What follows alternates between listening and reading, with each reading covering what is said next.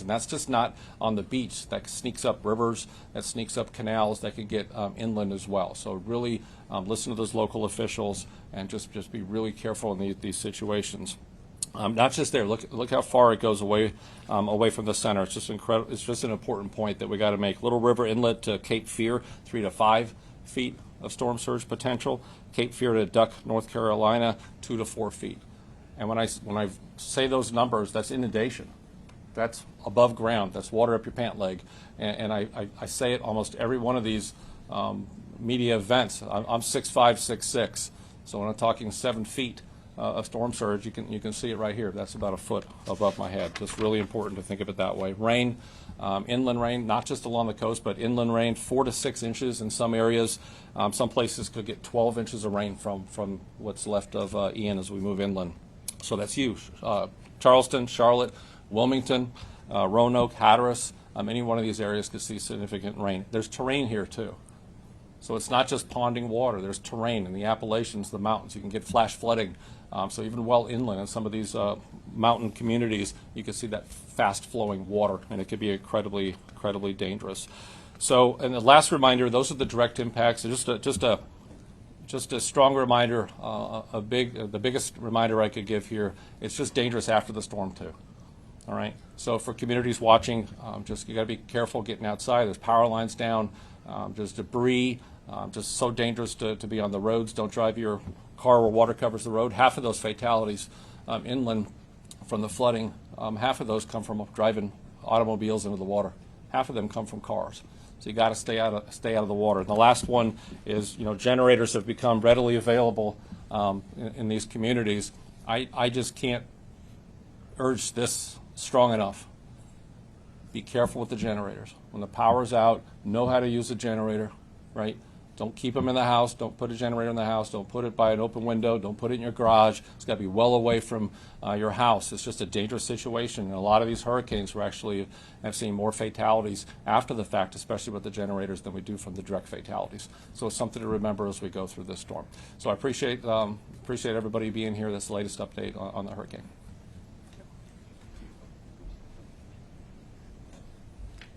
Thank you, Ken, for that important update on the weather and also those critical safety tips.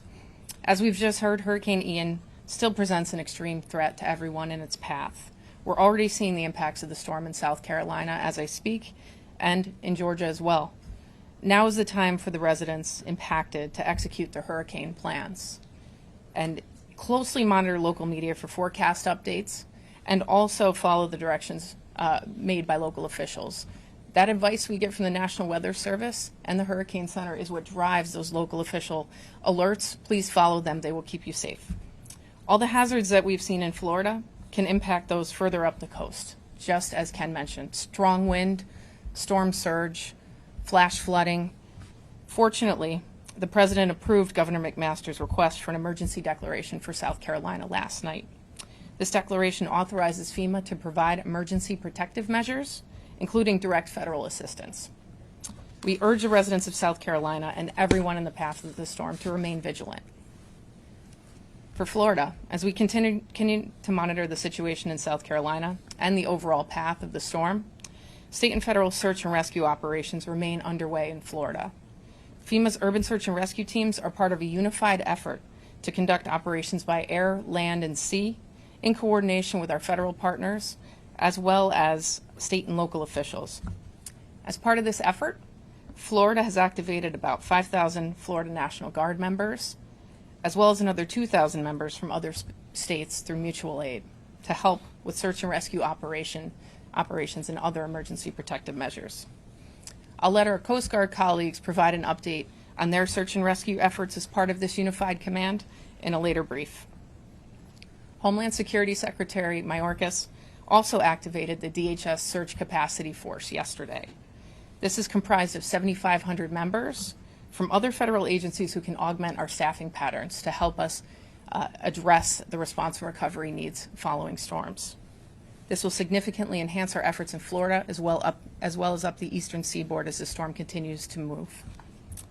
Nearly 3,000 federal responders are working in Florida and across the southeast right now, including more than 1,600 FEMA staff that are deployed to support this mission in Florida.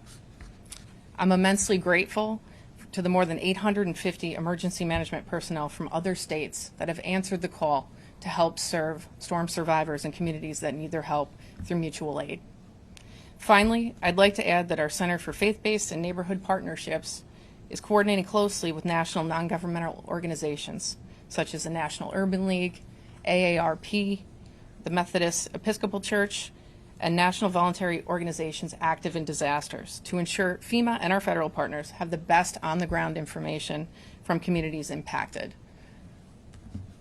Thanks to President Biden's swift approval of Florida's major disaster declaration, FEMA assistance is now available to help impacted individuals across designated counties to help jumpstart the recovery. The declaration also enables us to deliver assistance adequate and tailored to meet the needs of our survivors. Today, I'm happy to share that 4 additional counties have been added to the major disaster declaration for assistance, and as we continue to survey damage, we expect that number to grow. I want to once again urge impacted individuals to register for assistance in those declared counties. You can do this by visiting disasterassistance.gov, using the FEMA app, or dialing 1-800-621-FEMA. That's 1-800-621-3362 to start your registration process to get the assistance and the services that you need. In addition to all 67 counties and the Miccosukee Tribe, Indians of Florida, and the Seminole Tribe of Florida, they're all eligible for emergency protective measures as well, including search and rescue efforts. Before I turn it over to my partners on the stage, I want to remind everyone that this storm is not over yet, as Ken Graham has said. And just because the skies are clear does not mean it's safe. Water can be electrified. There can be other hazards in there. Please stay safe and continue to listen to local officials. Whether it's South Carolina, Florida, Georgia, Puerto Rico, Alaska, we'll be there to support those impacted by disasters. We have the resources, we have the resolve, and we remain ready to lean forward to continue to help those in Florida and elsewhere to jumpstart the recovery. Thank you, and with that, I'll turn it over to Daniel Yargas, who will provide our Spanish language update. Daniel? Thank you so much. Buenas tardes, soy Daniel Yargués. Empezamos con la actualización. La administradora de FEMA, Diane Criswell, visitó el estado de Florida y se reunió con el gobernador del estado y va a también evaluar los daños. Como lo escuchamos del director de NOAA, Ken Graham, Ian todavía presenta una amenaza a las personas en su trayectoria. Estamos viendo los impactos de la tormenta en estos momentos. Ahora es el momento de que los residentes de Carolina del Sur ejecuten esos planes de emergencia que tienen. Todos los peligros que hemos visto en el estado de Florida pueden afectar a aquellos que viven tierra adentro, con fuertes vientos, lluvia, inundaciones y muy peligrosa la marejada ciclónica que puede ser mortal también. Afortunadamente, el presidente Biden aprobó una petición del gobernador McMaster de Carolina del Sur de una declaración de emergencia. Urgimos a los residentes de Carolina del Sur y a todos los que están en la trayectoria de esta tormenta a estar muy atentos a sus desarrollos. Así como continuamos vigilando la situación en Carolina del Sur, la trayectoria del huracán Ian, las operaciones de búsqueda y rescate federales y estatales continúan llevándose a cabo. Tenemos equipos de búsqueda y rescate urbanos, son parte del esfuerzo unificado para llevar a cabo operaciones por aire, tierra y agua, en coordinación con nuestros socios federales, incluyendo a la Guardia Costera de los Estados Unidos, el Departamento de Defensa, el Departamento del Interior y autoridades estatales de Florida y locales también. Y como parte de este esfuerzo, Florida ha activado alrededor de 5,000 miembros de la Guardia Nacional y a 2,000 miembros de otros estados para asistir a la respuesta, incluyendo equipos también de búsqueda y rescate. Nuestros socios de la Guardia Costera proveerán más detalles de sus operaciones en unos momentos. El secretario del Departamento de Seguridad Nacional de los Estados Unidos, Alejandro Mayorkas, ha activado la fuerza laboral adicional con 7,500 miembros de otras agencias federales que están ayudando a suplementar nuestra fuerza laboral en FEMA. Esto aumentará de manera significativa nuestros esfuerzos en el estado de Florida. Casi 3,000 empleados de rescate federal trabajan en Florida y en el sureste del país, incluyendo más de 1,600 empleados de FEMA que están apoyando esta misión. Como lo dijo la asistente Bink, estamos muy agradecidos por el trabajo de más de 850 empleados de manejo de emergencias y otros estados que han apoyado a las personas, a los residentes de Florida, por medio del acuerdo mutuo que tienen de trabajo. El Centro de Municipalidades y Trabajos de Culto está coordinando muy de cerca con organizaciones no gubernamentales como National Urban League, AARP, la Iglesia Metodista Episcopal Africana y otras organizaciones voluntarias activas en desastres para asegurarse de que FEMA, sus socios federales, tengan la mejor información disponible para las comunidades afectadas. Y como lo dijo Ann, le damos gracias a la rápida aprobación de la declaración de desastre mayor por parte del presidente Biden para el estado de Florida. FEMA estamos disponibles para ayudar a las personas afectadas en los condados designados a su recuperación. Esta declaración también nos permite ofrecer asistencia adecuada y adapta a las necesidades de cada comunidad. Hoy me complace compartir que han añadido 4 condados adicionales al estado de Florida a causa del huracán Ian para recibir asistencia y las evaluaciones de daños van a continuar llevándose a cabo en estos días. También queremos pedirle a todas las personas que fueron afectadas por el desastre que soliciten asistencia en disasterassistance.gov/ES, llamando al 1-800-621-3362 o descargando la aplicación de FEMA. Y además de los 67 condados, también las tribus Miskosuki y la tribu Seminole de Florida también pueden agregarse a esta declaración con protecciones de emergencias. Antes de ceder la palabra a nuestros socios, quiero recordarles que esta tormenta no ha terminado. Aunque vean que ya salió el sol y que hay cielos despejados, el peligro de esta tormenta, de este huracán, continúa. Y podemos darles ejemplos como el tendido de cables caídos, aguas inundadas que pueden ser mortales, y también les pedimos que no salga y que permita que las cuadrillas de trabajo realicen ese trabajo para la recuperación. Ya sea en Florida, Carolina del Sur, Puerto Rico, en Alaska, FEMA estará presente para apoyar los impactos de los desastres. Tenemos los recursos y la determinación para hacerlo. Gracias.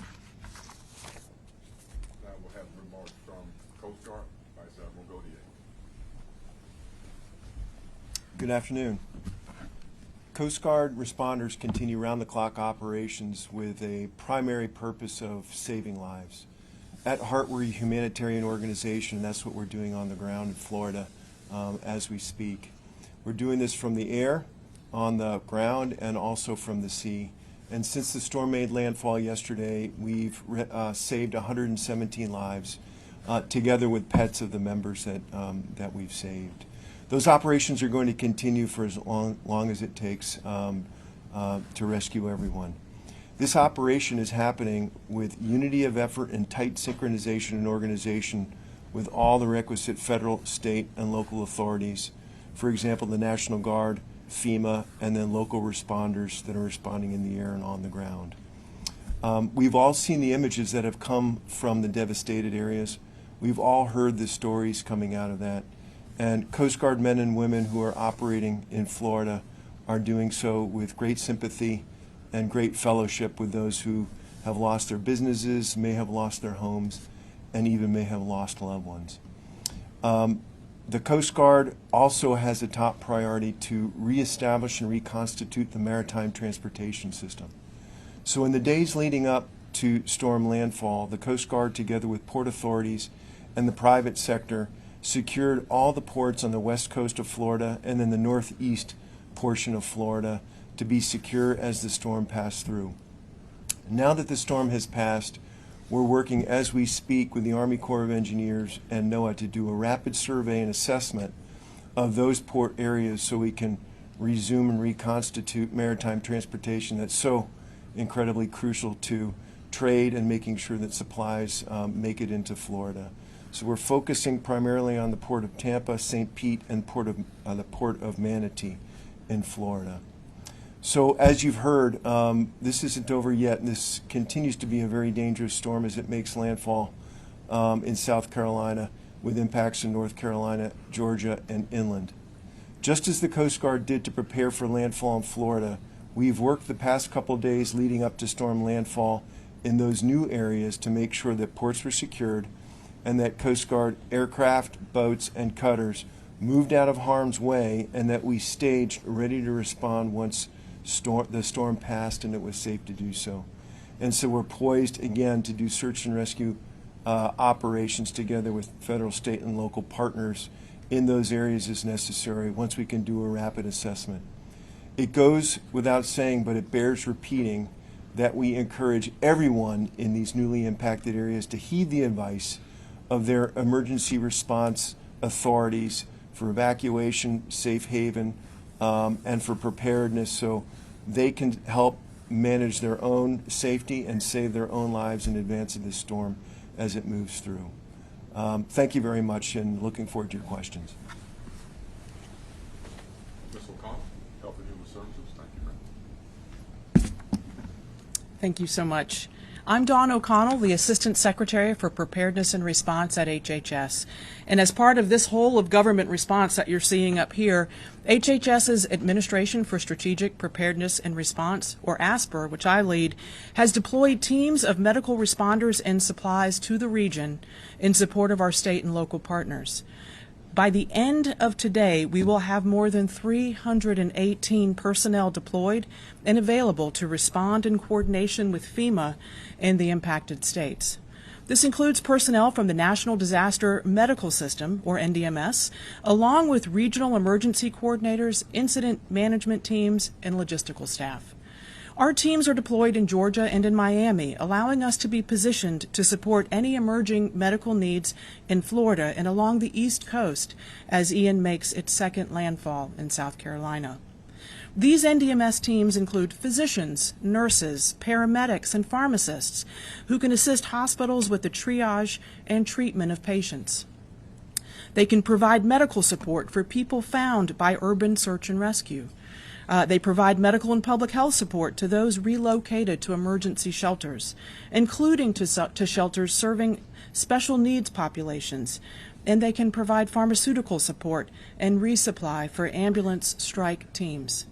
These teams are coming equipped with 52 tractor trailers holding approximately 520,000 pounds of medical supplies and equipment that can head right into the areas with the most need, so they don't have to worry about securing equipment or supplies on their way in. Beginning tomorrow, one of these teams will deploy to Sarasota Memorial Hospital in Venice, Florida, to provide hospital decompression support. And on September 26, Secretary Becerra declared a public health emergency for Florida in response to the hurricane.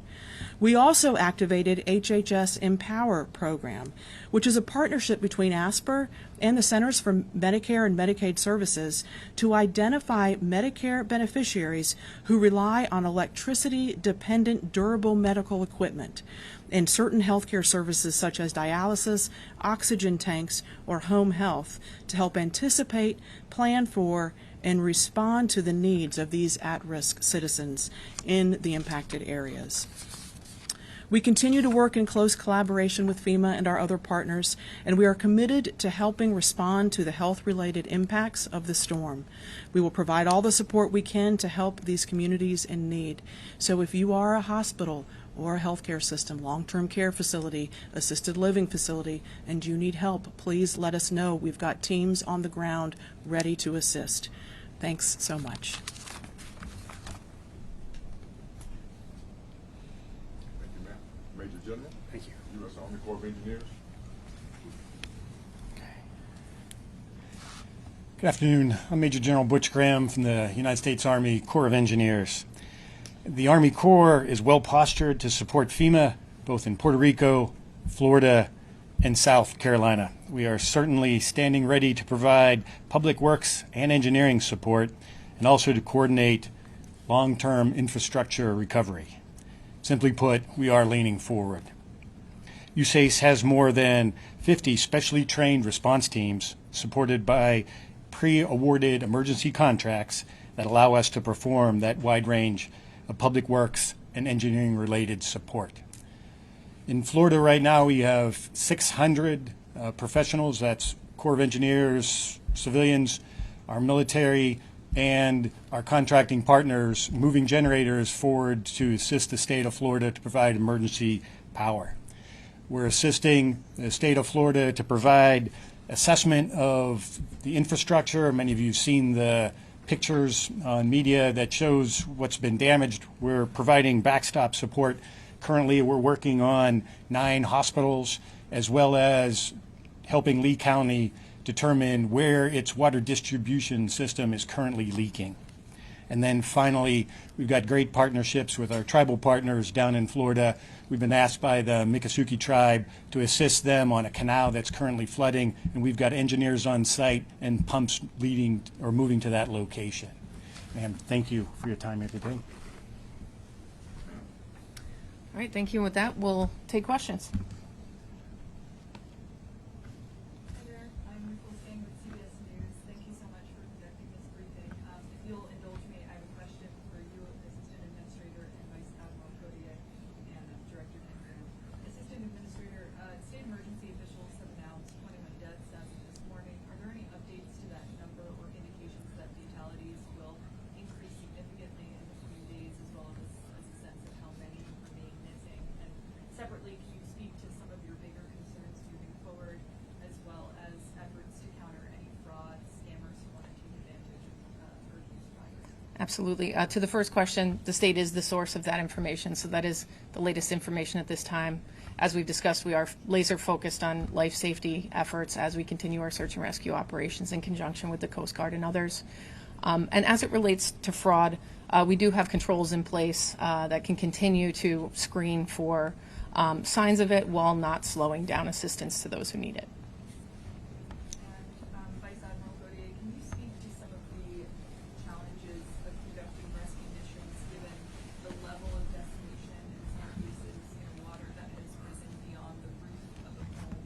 And right now District 7 is handling recovery efforts in Puerto Rico, rescue efforts in Florida, and preparations in South Carolina. How has the Coast Guard adjusted to meet this sort of incredible? Yeah, well, thanks. Land-based urban search and rescue does present quite a challenge. You'll have down power lines, the infrastructure's damaged, people might be trapped in homes. And so the first thing that we do is just make sure that we've got really tight coordination with all of the responders that are working. So in any given area, you might have Coast Guard operating together with National Guard forces from Florida and also mobilized from outside of the area. And then you'll have local responders that could be working on the ground. The Coast Guard actually mobilized a fleet of shallow water boats that we have that can operate in waters that in flooded areas and streets and things like that. We're operating there, and so for example, there's a team from Miami-Dade County that's mobilized from outside of the area that the Coast Guard is coordinating in. And then what you have, so in a normal circumstance, you'll have a 911 system that is fully functioning, and we encourage people to continue to use the 911 system as their primary means for asking for help.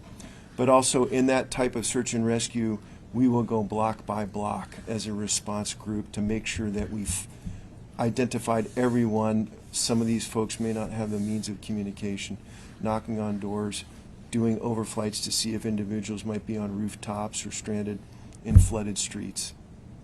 And if I can just ask Director Graham, can you talk a little bit about your concerns as the storm travels up the East Coast? Can you speak to what happens as the storm passes through South Carolina and beyond this weekend? What would you tell people maybe in North Carolina or Virginia who might be going about their business as usual? Yeah, a couple things. Those on the coast, you just got to look at that storm surge. I mean, 5 to 7 feet of storm surge is life-threatening in some of those cases. So just really be aware of that water. The other message I have is, you look at the rainfall. These tropical systems, you can't just think it's some coastal problem.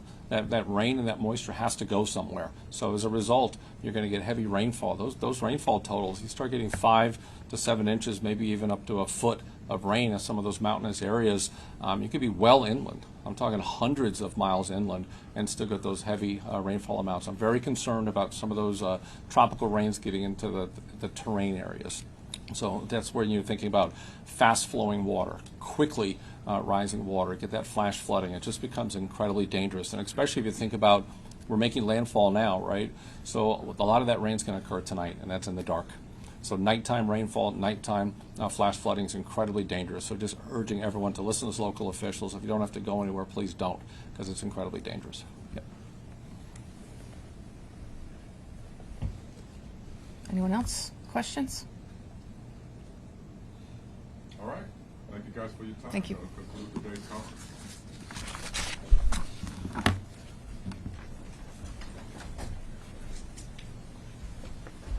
you all. Thank you, ma'am.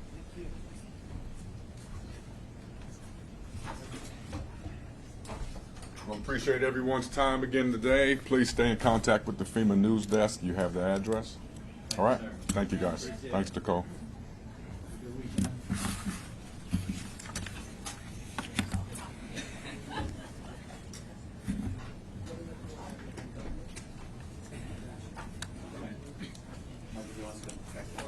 Yeah. Thank you.